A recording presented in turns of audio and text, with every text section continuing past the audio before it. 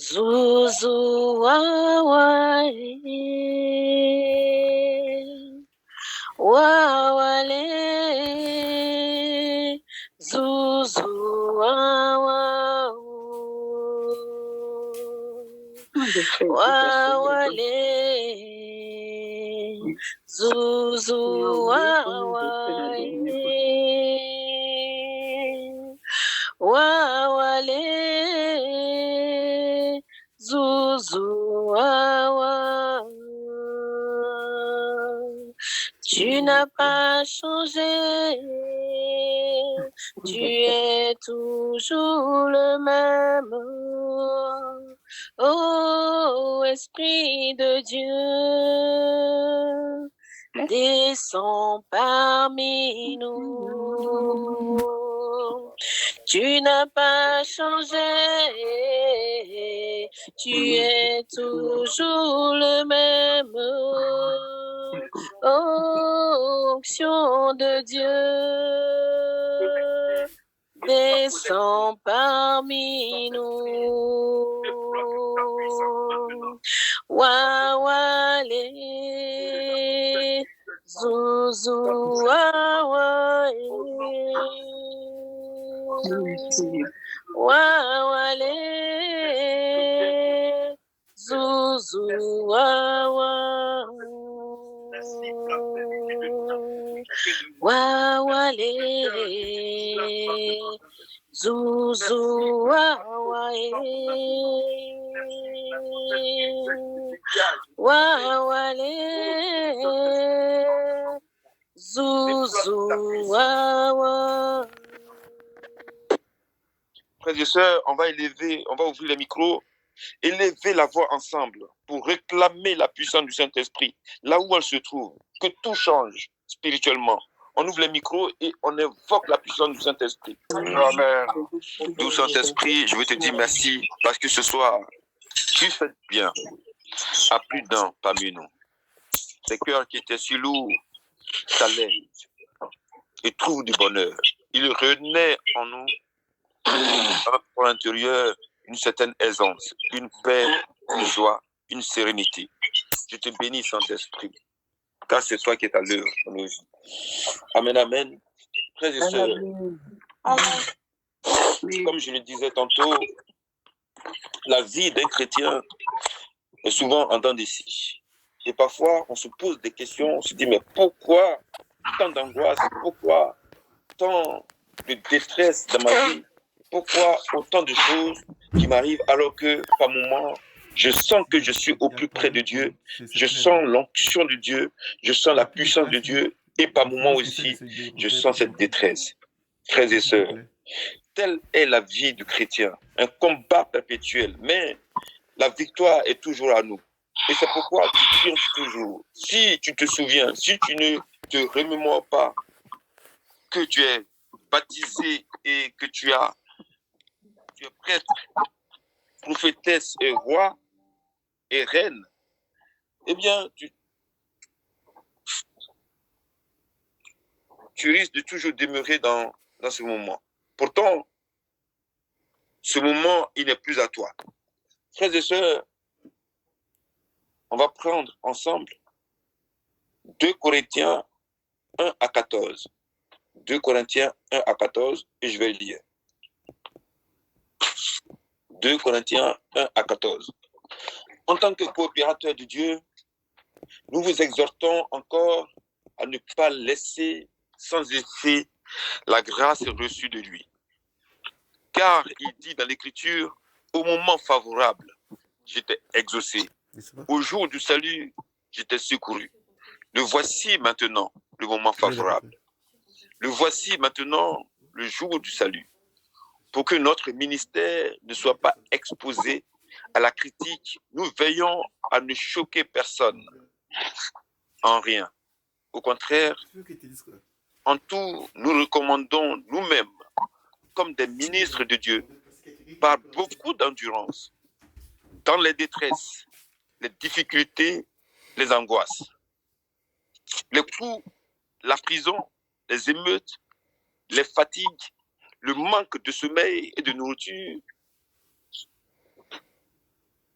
par la chasteté, la connaissance, la patience et la bonté, la sainteté de l'esprit et la sincérité de l'amour, par la parole de vérité, par une puissance qui vient de Dieu, nous nous présentons avec les larmes de la justice pour l'attaque et la défense. Dans la gloire et le mépris, dans la mauvaise et la bonne réputation, on nous traite d'imposteurs et nous disons la vérité. On nous prend par des inconnus, pour des inconnus, et nous sommes très connus. On nous croit mourants et nous sommes bien vivants. On nous punit et nous ne sommes pas mis à mort. On nous croit tristes et nous sommes toujours joyeux. Pauvres et nous faisons tant de riches, démunis de tout et nous possédons tout. Pour vous, Corinthiens, notre bouche a parlé ouvertement. Notre cœur s'est élargi. Vous n'êtes pas à l'étroit chez nous. C'est en vous-même que vous êtes à l'étroit. Je vous le dis parce que vous êtes mes enfants. Payez-nous de retour. Élargissez votre cœur, vous aussi. Ne formez pas d'attelage mal assorti avec des non-croyants. Quel point commun peut-il y avoir entre la condition du juste et l'impiété? Quelle communion de la lumière avec les ténèbres? Acclamons la parole du Seigneur. Frères et sœurs, vous avez entendu Paul qui parle aux Corinthiens. La partie qui a retenu mon attention, il dit, en tant que coopérateur de Dieu, nous exhortons encore à ne pas laisser sans effet la grâce reçue de lui. Au verset 1. Et au verset 4, il dit au contraire, nous nous recommandons nous-mêmes comme des ministres de Dieu par beaucoup d'endurance dans la détresse, les difficultés et l'angoisse. Frères et sœurs, comme je le disais, la vie du chrétien est comme un joueur à l'entraînement. À l'entraînement, c'est rude, c'est dur, c'est difficile. Mais il accepte cela pour triompher de toutes les adversités, de tous ses adversaires. Il accepte cela pour pouvoir avoir une élévation par rapport aux autres. Paul le dit. Il dit, les coups, la prison, les émeutes, la fatigue, le manque de sommeil et de nourriture, ça veut dire qu'ils ont connu ça. Ils ont connu les coups, la prison, les émeutes, les fatigues, le manque de sommeil et de nourriture. Ils ont connu cela. À cause de qui? À cause du Christ. Ça veut dire quoi? Ça veut dire que si le Christ lui-même, qui était Dieu et qui est Dieu, a été tué, flagellé, humilié,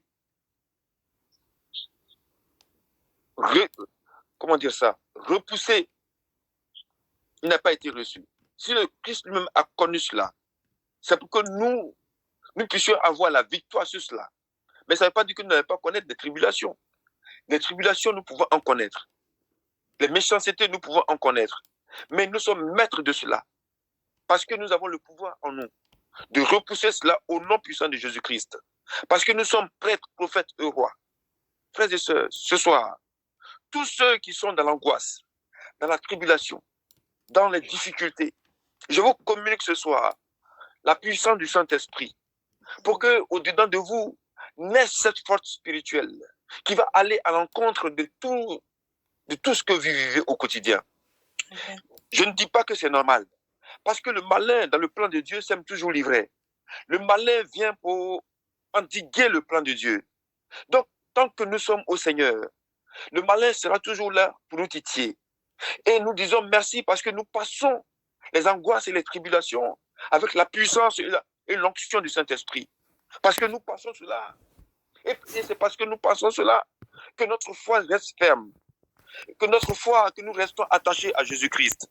Parce que si tu ne passes pas cela, Tu deviens comme un roseau qui bouge selon la volonté du vent.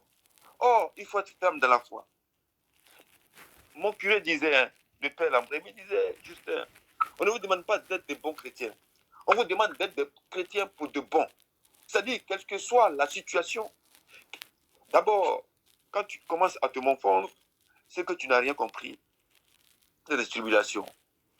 Quand arrive le moment de détresse et que tu commences à baisser les bras, c'est que tu n'as vraiment rien compris. Au contraire, les moments de détresse sont faits pour la louange au Seigneur. Les moments de tribulation sont faits pour la puissance, pour manifester la puissance de Dieu. Parce que chaque fois que tu es à terre, et chaque fois que tu te crois à terre, parce que c'est dans l'esprit que ça se passe, chaque fois que toi-même tu imagines que la situation est dramatique et qu'il va arriver pire, ça c'est toi qui imagines. Chaque fois que tu imagines cela, eh bien tu descends. Mais en même temps que tu imagines cela, quand tu penses que c'est ce même Dieu qui a dit Talita Koum, c'est ce même Dieu qui a dit à Moïse, lance ton bâton, et la mer s'est fendue en deux. Quand tu penses que c'est ce même Dieu, celui qui a laissé le tombeau vide, celui qui a guéri les lépreux, qui a guéri toutes sortes de maladies, celui qui a multiplié le pain, quand tu penses à ces moments de gloire, de puissance et d'onction et de victoire sur l'adversité de ton Dieu et de toi-même, eh bien, les coups durs, les coups de prison, les émeutes ne peuvent t'effondrer. Il dit par une parole de vérité, par une puissance qui vient de Dieu, nous nous présentons avec les larmes de la justice pour l'attaque et la défense. C'est-à-dire, tu peux avoir mal, mais parce que la parole, et il dit, Saint Paul, il dit par une parole de vérité et une puissance qui vient de Dieu. C'est-à-dire que lorsque tu affrontes cela et que tu te souviens que Dieu a donné sa parole, il dit, invoque-moi au moment de détresse, ta détresse, et je t'exaucerai. Dieu a donné une parole puissante. Et c'est lui qui nous donne la puissance. Et quand tu te souviens de là, c'est là que tu te présentes avec des larmes de la justice pour l'attaque et la défense. Amen. Amen. Amen. Frères et sœurs, vous savez, Amen. Dieu, il est doux. Sa parole est d'une excellente, je ne sais pas comment dire ça, n'est pas comparable aux mets succulents. Sa parole est tellement douce qu'elle est au-delà des mets succulents. Parce que sa parole fait du bien à notre âme, à notre esprit. Les mets succulents, c'est le ventre et c'est le corps. Mais la parole de Dieu vient pour aiguiser notre esprit. Et ce soir, pendant que je parle, je ressens une certaine paix, une certaine joie. Alors que tout à l'heure, quand je pensais, avant que je ne reçoive ce thème, mon âme était un peu attristée. Je disais, quand j'ai reçu ça, je dis, mais Seigneur, pourquoi tu veux qu'on parle encore de la détresse et de la grande angoisse, alors que nous préparons Noël? Eh bien, parce que dans ces préparatifs de Noël, l'ivraie est s'aimer aussi. L'ivraie est s'aimer aussi. Et donc, c'est pour parler à cette personne qui, par moments, laisse l'angoisse envahir son intimité, laisse parfois des pensées impures, des imaginations stériles naître dans son fort intérieur. C'est pour parler à cette personne. Prends garde, ferme ta porte et relève tes yeux. Regarde la puissance de Dieu, regarde la parole de Dieu.